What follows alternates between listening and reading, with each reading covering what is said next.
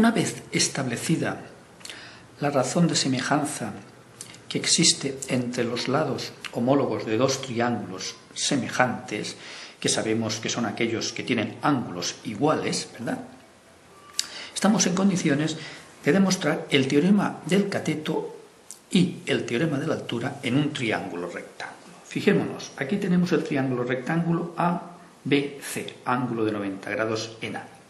Si por el vértice A trazáramos la altura sobre la hipotenusa, este ángulo tiene que valer 90 grados, corta la hipotenusa en el punto M, este triángulo queda dividido en otros dos. Fijémonos, si este ángulo le llamamos beta, el ángulo en B le llamamos beta y el ángulo en C le llamamos gamma, necesariamente tenemos el triángulo ABC,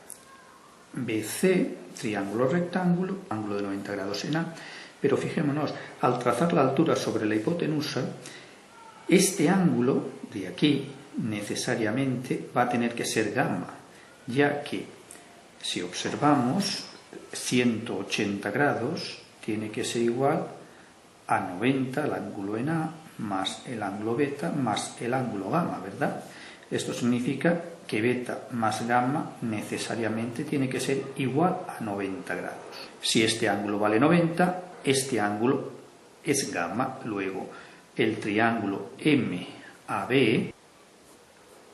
y el triángulo ABC son triángulos semejantes, ya que tienen ángulos iguales, ¿verdad? Con dos triángulos semejantes podremos escribir la razón entre los lados homólogos, ¿verdad? Como ya sabemos, podemos decir que si llamamos al cateto AB, que es el opuesto al ángulo CC, al cateto AC opuesto al vértice B, y la hipotenusa A, tenemos aquí la hipotenusa del triángulo rectángulo ABC, y los segmentos en que divide la altura de la hipotenusa vamos a llamarles segmentos M y segmentos N.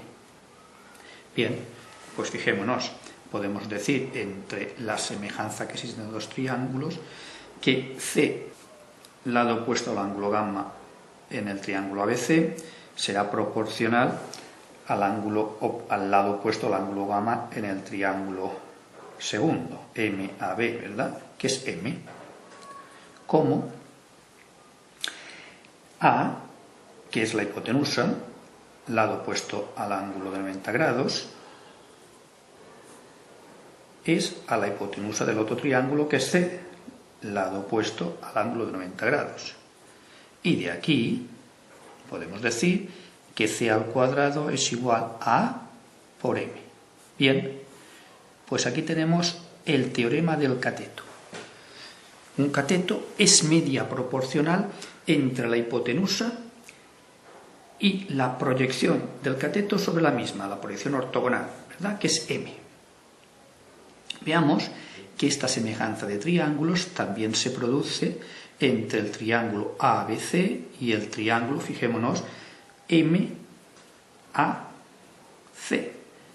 ya que si observamos, si este es gamma, necesariamente este ángulo de aquí tiene que ser beta, ya que gamma más beta tiene que ser a 90 grados. Luego, de aquí también podríamos escribir que b al cuadrado será igual a A por N. Efectivamente, necesariamente tiene que ser así. Y aquí tenemos los teoremas del cateto.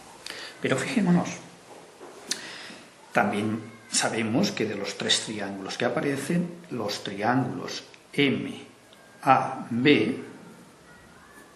y el triángulo MAC, estos dos triángulos necesariamente también son triángulos semejantes, ¿verdad? Ya que tienen ángulos iguales. Pues si escribimos la razón entre sus lados homólogos, en el primer triángulo, H, fijémonos que aquí vamos a llamar a la altura AM, la vamos a designar por H. Fijémonos, pues podemos decir que H, lado opuesto al ángulo beta, es al ángulo opuesto al ángulo beta en el otro triángulo es n. ¿Cómo? Fijémonos, m en el primer triángulo, que es el lado opuesto al ángulo gamma, es proporcional al ángulo opuesto al ángulo gamma en el otro triángulo, que es h, ¿verdad? Luego de aquí, h al cuadrado es igual a m por n. Fijémonos. Y aquí tenemos el teorema de la altura, que dice que la altura sobre la hipotenusa en un triángulo rectángulo es media proporcional entre los segmentos m y n en que divide la altura a la hipotenusa. Teoremas que vamos a poder aplicar en la resolución de ejercicios en la geometría.